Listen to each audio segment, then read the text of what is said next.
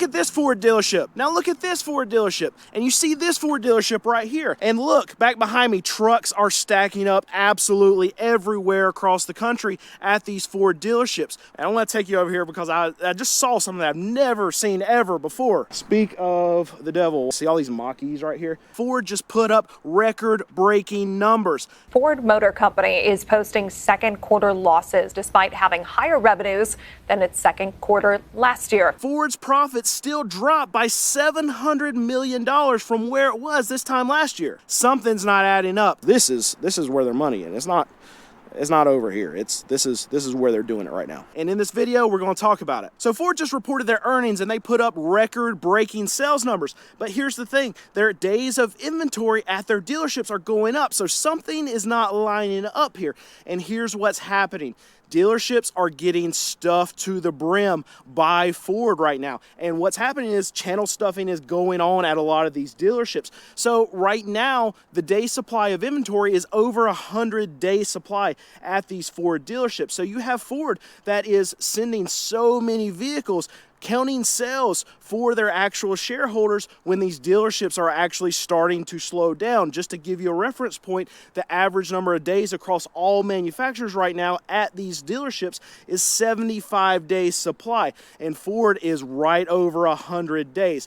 And just to give you another reference point, a lot of these dealerships, what they want to do is they want to be at between 50 and 60 days. That's kind of their golden zone to be able to turn and burn, move volume, get old inventory out, move new inventory in, and that's where they want to make all their money, is by moving a lot of inventory in and out. So even though Ford is putting together these record numbers, well, their dealerships right now are still suffering. And warranty spend continues to be a massive problem with Ford. Ford Motor Company is recalling over 1 million vehicles. This is just something Ford can't get right. So just in this last quarter, they had one recall that cost them $600 million.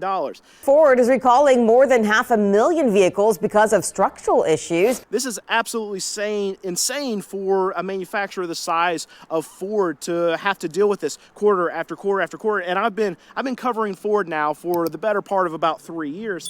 And when it seems like every time they report earnings, one of their big headwinds is and they say it as they know that warranty costs are a problem. They know that recall costs are a problem. Ford is recalling more than 312,000 vehicles for a defect on the brake assistance. They've even added extra measures to be able to try to fix this. Jim Farley, I don't know how many times I've heard him say, okay, we know this is a problem, we're addressing it, we're actually increasing the amount that we're spending on our Q&A right after we have production. We're adding in a new line to be able to check these vehicles before they get out to consumers, and time again, these vehicles get recalled. And I can say one thing about Ford, they're very good at selling F-150s. Then after they sell those F-150s, they're very, very, very good at recalling those same F-150s. And I want to look and see what just about the cheapest truck I think you can find for Ford. It's a F-150 STX, and it's a 2025. It's just a two-wheel drive, so this is going to be the cheapest thing that you're going to be able to find in a truck. And it's $46,000. That's crazy. That's the cheapest thing you can find. Still $46,000. All right, now how does all of this set up and how does all this happen? Well, we got to think about what happened just a few months ago, where we had a massive pull forward of demand at a lot of these dealerships. 3 to 6 months ago, dealerships were actually moving a lot of vehicles because people were trying to get ahead of any of these price increases that were going to come from tariffs. So that can allow a lot of these dealerships to flush out a lot of inventory, and that's what happened. And then dealerships have to reload. You got to think that Ford, their customer is not me and you. They're not the average consumer out there. Ford's customers are these dealerships, are these massive lots like this one that I'm standing on right now. And once these dealerships are able to move out some inventory, well, they can take more inventory from Ford. When they take inventory from Ford, that's a sell for Ford. And when all of this happened and these dealerships were able to unload some vehicles, well, then Ford was able to pump a lot of these dealerships full of inventory. But they didn't stop when these dealerships needed them to stop. So now we can have the situation where dealerships are getting overrun by these vehicles. Even though there was this pull forward in demand, we got all those vehicles out, we filled them back up, and then some. That's what Ford has done, and they're not stopping. So all these dealerships are increasing their day supply. It's almost on a weekly basis right now, because all those customers that were customers, now they're no longer buyers in the system, and these dealerships can't take any more vehicles. And this is why Ford can have last quarter these record numbers of sales, because they're loading these dealerships, and in the same quarter these dealerships can be suffering. All right, so let me show you some craziness right here. All of these are little two-door trucks, but I want to show you the price point and then the ads that come on it. So this is right here, F-150, $46,000 for this two-door cab truck. And check this, with the add-ons on this thing, $28,000 worth of ads, 91 grand for these things. Is that not insane? That's so great. $91,000 for I'm sure it's fast. I'm sure it's so fast. $91,000, $28,000 worth of ads. Great, but that doesn't even add up. $46,000 to $91,000. Where we go? See, performance package is because it's also supercharged. So here we go. All right, look at this. The Black Widow package is 28 grand, and then the performance package is another $16,000. Retail price 46. Total price $91,000 after the ads. Absolutely insane. And I will show you where Ford's actually winning at, and not these Shelbys, but you see the work trucks and these work vans over here. Commercial is where they're actually making a ton of money. And just to give you the numbers, so on their retail side, that's going to be your F-150s, even these like lifted F-250s and stuff. They made $661 million versus what they made on their commercial side, which is $2.3 billion. So here's the thing. What Ford has to bank on is that our economy continues to roll, that we continue to have growth in the economy, that we have businesses that are spending, because this is where a majority of their profits are actually coming from. So if we get a situation where the economy softens, where we have a lot of layoffs, where we have businesses that aren't expanding, and we're already hearing whispers of all of this happening right now anyway, layoffs, economy's not growing at the same clip that we would want it to. We're seeing that maybe some job numbers that have come out are not all that great. When all of this happens in our economy, then businesses can freeze up a lot of their spending. I can tell you, me as a small business owner, as what I am, we're happy to break even right now. Never been able to say that in the last 14 years of me actually running a used car dealership, but if we're breaking even, I am high-fiving. I think we're doing great things, because we've been very, very, very slow. So that's what we're trying to do, just to the perspective of my small business. And we can look at some of these, one of these transits.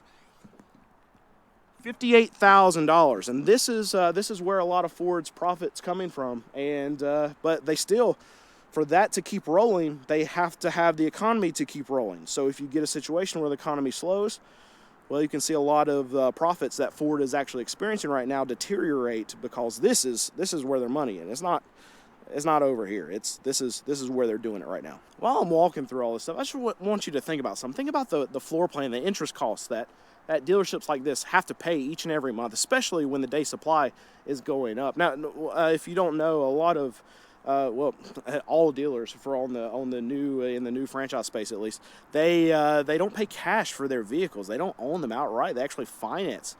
Look at, one of these trucks. This truck right here is $162,000. A lot of these trucks are $100,000, $110,000, $90,000. Just this one line right here. Think about the monthly running cost of just paying for the interest.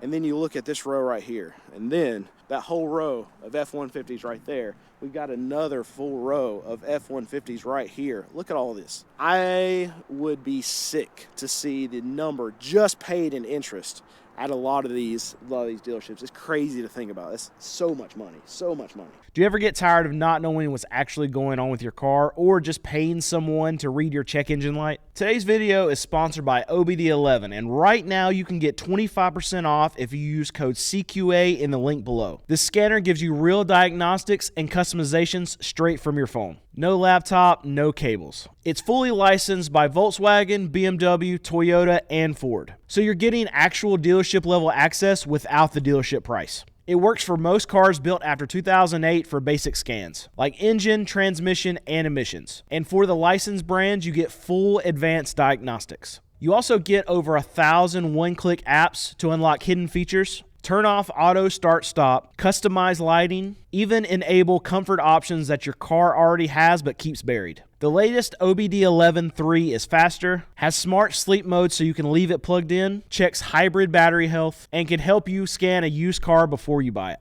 If you've got a car and like saving time and money, well, this was made for you. So click the link down in the description, and right now you can get 25% off if you use code CQA in the link below. And again, I want to thank OBD11 for sponsoring this video. And here's the problem that we're going to see across all of these manufacturers when they're talking about their profits. It's tariffs, right? So Ford said that tariffs actually cost them $800 million in this past quarter, and they expect to have a cost of $2 billion. And here's the thing I want you to think about. All these vehicles that are sitting on these dealerships right now, a vast majority of them have not been touched by tariffs. They haven't been touched by any of these price increases because, as we've said, a lot of these vehicles are sitting on these lots for over 100 days. You go back to when they were actually put on these lots. This was before we even had any kind of issue. When they were assembled, this was before we even had any kind of issue. So now we're going to have profit margins that are going to get hit from a lot of these manufacturers going forward. This is something that shareholders really don't like. But for the consumer, for you that is watching this video, what does that mean? Well, it means that Ford is going to have to pay more money across the board to produce its vehicles. And that's going to bring the profit margins down, meaning less money they can actually make per vehicle. It gives them less wiggle room to actually lower prices, and that's why it's very important to you, because as we get into a situation where these dealerships are going to be slower, we had a massive pull forward in demand, all those consumers are gone. Okay, now what do dealerships have to do? What do manufacturers have to do to actually get butts in seats when we're experiencing a seasonally slow time on top of slow time after the pull forward in demand? Well, you have to lower the freaking prices. And this is what's going to hurt Ford, is because in a lot of cases these manufacturers have had the wiggle room to be able to lower prices, to add incentives. And what we've seen in this market is that incentive spend has come down, and in a big way there's uncertainty in the market. And when there's uncertainty in the market, manufacturers are not going to be willing to lower their prices and to try new things, to do new marketing things, to add more incentives to be able to bring prices down. Less profit margin means less wiggle room for a lot of these manufacturers, a lot of these dealerships. And I want to take you over here because I just saw something that I've never seen ever before. It's a Ford Lightning. There's a sold sticker in the window. I've never seen a Ford F-150 Lightning before. Obviously, there's some on the road, so they've sold some of them, but check this out. Price, $90,000 on this sold it's a platinum F-150 Lightning. But here's what I want to talk about, because we're talking about the earnings, we're talking about what Ford's doing, what direction they're going in. But in this last year, they actually increased their EV growth by 128%. That sounds like a massive number, but what did they do? They went from selling 10 EVs a year to selling 23 EVs a year. It's not that bad, but it's not too far from the truth. They lost in this quarter $1.3 billion in their EV space. But here's some silver lining too, is that they cut their costs, what they actually lost per EV, from $44,000 down to $22,000. But they're still losing $22,000 per EV sold. And I went back and broke out the numbers, specifically talking about that F-150 Lightning, of how many Lightnings they sold last year across all their dealerships in the U.S. And if you divide that by the number of dealerships that they actually have, the Ford dealerships, then on average, each Ford dealership sold exactly one Ford Lightning every month. And that's crazy to think about. We talk about days supply of inventory on a lot of these F-150s and a lot of just the vehicles that Ford has in general, and it's over 100 days supply. But I can just eyeball this dealership. They had 4 Lightnings sitting over there, and this is a very big dealership, and I would assume that they have more, just kind of sprinkle it in across all these F-150s that they have out there. But let's just say they have 4. So on average, 1 a month. Well, this dealership right here has a 120-day supply of Lightnings just sitting right there. And you know they've got some more sitting elsewhere. Here's the thing for Ford. I do think that with this administration passing the bill that just got passed and pulling off some of the restraints that are on these manufacturers to produce EVs, and these manufacturers then not putting a lot of restraints or quotas on a lot of these dealerships, I do think we're going to see some backpedaling of EV production. I do think we're going to see some backpedaling of advancement in the EV space, with manufacturers like Ford losing as much money as they've lost. And speak of the devil, while I'm walking up here talking about these EVs, see all these Mach-E's right here? I can go to any Ford dealership anywhere in the country, and you see a massive line of these Mach-E's that are just sitting here not selling. Let's just check this one out. It's a green one. Oh, let's see what it cost. $56,000. And I don't know what the day supply of these Mach-E's is, but I would assume with them having this many of them, now they're going to sell, I would assume, better than the Ford Lightnings, just because they are they're a lot cheaper, and they're going to fit what a lot more people would rather have as far as in an EV. But even with that, I would assume the day supply of inventory on a Mach-E is well above what it is for a Ford Lightning. And one thing that Ford said in this quarter that I thought was interesting is that they actually reinstated their guidance, their forecast. They said that they had at least enough information to feel like they could predict the numbers that they were going to produce. Now, they did guide lower, meaning that they expect to do worse than what they thought that they were going to do. But I feel like they had an easy, get out of jail free card here with still uncertainty surrounding tariffs, what this administration is going to do. And they could have just said, you know what, we're not going to provide guidance because we just don't have a good enough outlook. And I'm surprised that they actually felt like they had a good enough outlook to be able to predict things. So it is a good thing that they think that they're able to know what they're going to do, but it is a bad thing that they're expecting worse performance than they were initially thinking. So if you're thinking about potentially purchasing something from Ford, any new car manufacturer, even a used car dealer like myself, I would still tell you to wait. We had all this pull forward in demand, even from the used car side. We experienced tax time, spring selling season, and maybe there was some people that bought some used cars to try to get ahead of any kind of price increases. But we've been slower.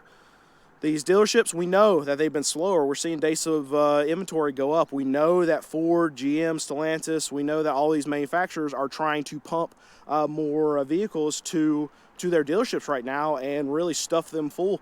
And that only bodes well for someone who wants to get better prices later on down the road. But I would wait all of us out. Don't buy a car from me.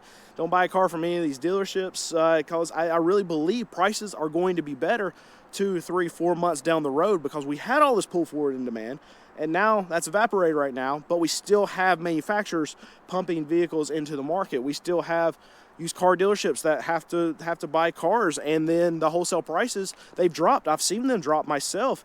I've been buying some cars now lately. We went on a break for a little bit because we were so slow, but now prices are lower. We've sold through some of our inventory, but I can continue to see that the prices on the wholesale level for me continue to go down, and from all these other dealers that I'm talking to, they're experiencing the same weakness that I am. So I feel like the later portion of this year, prices, used cars, new cars, are going to go lower. Now Ford, they're going to have less wiggle room just because they have lower profit margins right now, and they have the added expense of paying for all these tariffs, and then they have the added expense of paying for all these recalls, but you could argue, I guess they always have those recall costs that they're paying. But anyway, they're going to have to do something to move cars at these dealerships when the demand has fallen off a cliff because we've seen all this pull forward. So if that's the case, then there are going to be more incentives. There are going to be more special interest rates. There are going to be lower prices later on because at some point they got to sell more than what they're selling right now. These dealerships, they already can't handle what they're dealing with right now.